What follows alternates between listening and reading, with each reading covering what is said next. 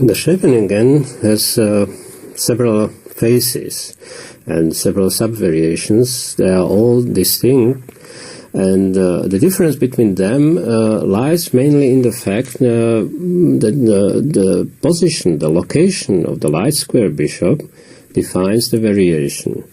Let's have a look.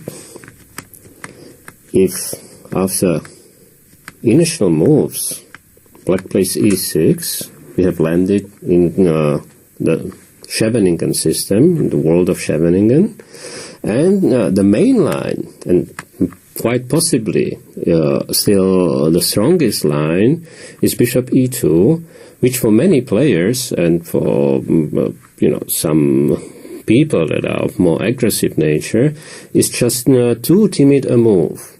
On the other hand, if you look at a bishop on e2, bishop from e2 is looking at two diagonals. He's looking at the diagonal controlling a6, f1, and on the other hand, on the other side, he's controlling also squares f3, g4, and h5. So the bishop on e2 has more potential than meets the eyes. And also later on, he can move to f3 or even h5 or d3. If this is not satisfactory for White wants something else. He can opt for bishop c4. Bishop c4 is a very aggressive line. Typical is that black plays a6, bishop b3. We call this opening a Yugoslav variation, and it's a much more aggressive, much more ambitious idea. Bishop on b3 unashamedly points at the central or the key square or the key cornerstone of the whole Scheveningen system at e6, hoping to break the system and to kill black positionally with advance of the pawn f4, f5 later on. And also the bishop on b3 sort of enters the enemy territory, because in the nature of the Scheveningen system, the main idea, or the key idea, is that White is supposed to attack on the king side, while Black seeks counterplay in the center and on the queen side.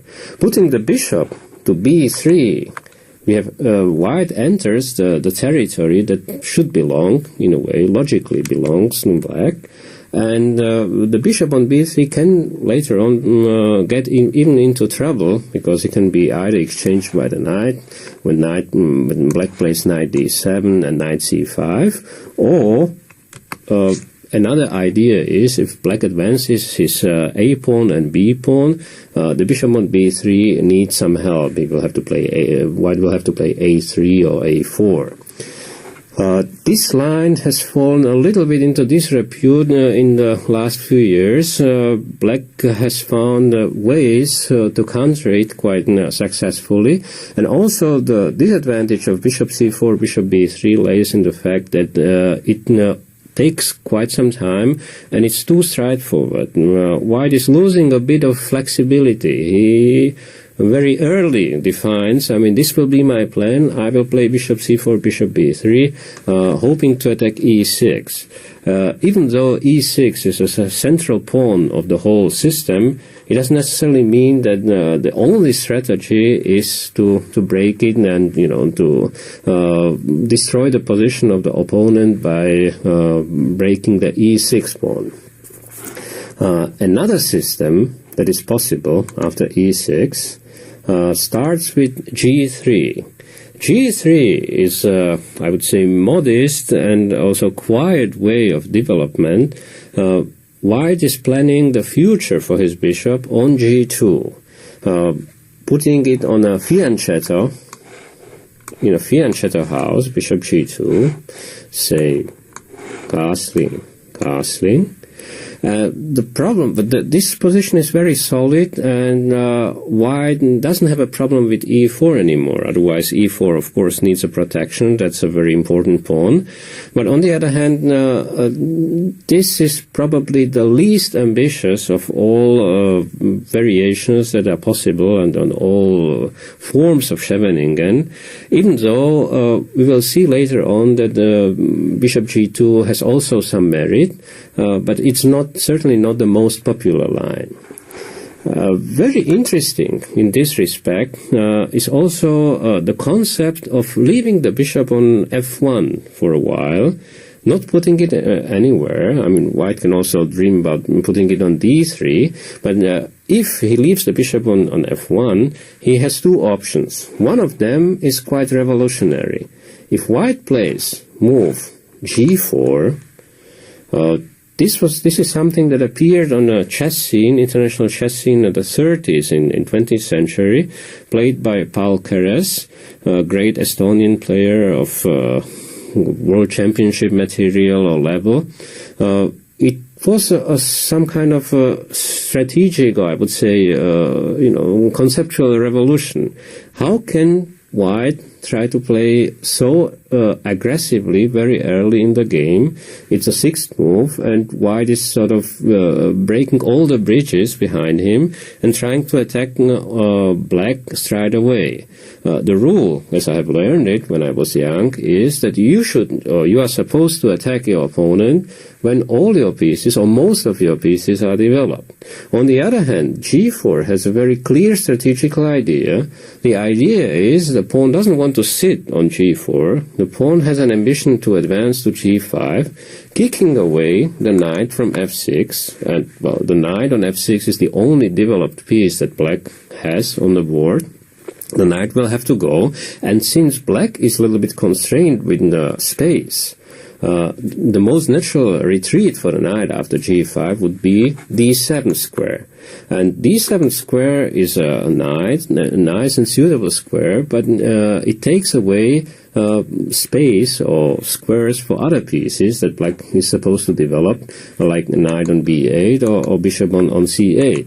So that's one idea of aggressive, ambitious move g4. The other idea is if white advances to white pawn advances to g5, he may later on dream about advancing to g6, undermining not so much the pawn f7 that is strong, and well, it's usually a locus minoris, a weak spot in the black position in most openings, and well, objectively speaking, f7 is a very touchy square for black, covering the king, but is defended only by the king.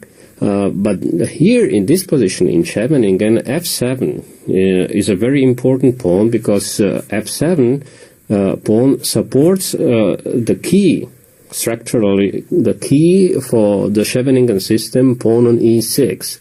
So if you undermine f7, you are indirectly undermining e6, and then it's much easier to break the position open and well destroy the e6 pawn that, as I said, is quite central for the whole Scheveningen.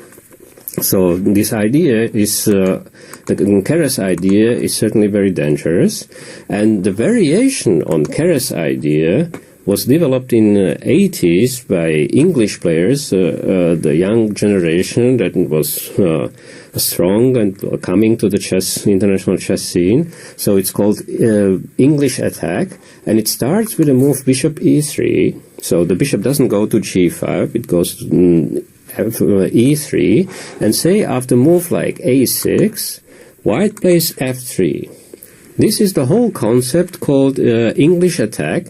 As we can see, white is still not touching bishop on f1, because bishop on f1 might later on be developed to d3, e2, sometimes even h3 when white plays g4. And the whole idea of English attack is to combine this setup with g4 and g5. And white is obviously better prepared for the whole undertaking with g4. Say if black plays bishop b7, g4, you can see the idea. The pawn on g4 is supported by the pawn on f3, and bishop is already out on e3 on ideal square. And this whole system is immensely popular and very important for the whole Scheveningen. So that's another option, another line that we will have to examine. And it is probably also for the future the main alternative to the bishop e2 move that I still consider central for the whole Scheveningen system. The main line after bishop e2 appears after moves like this, and this will be the topic of a great study by us, because this position that you see on the board is practically the central for the whole Scheveningen system with bishop e2.